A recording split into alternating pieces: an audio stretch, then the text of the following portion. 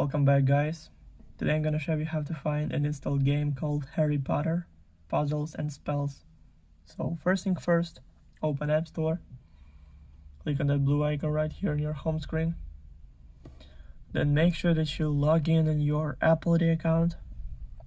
Then click on the search button right here, and in the search bar typing Harry Potter Puzzles and Spells and go search right here.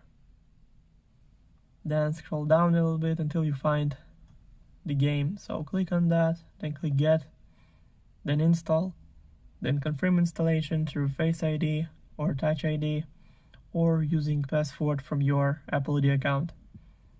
So now it's all done. The game is 231.2 megabytes. Also, all links will be in the description of this video.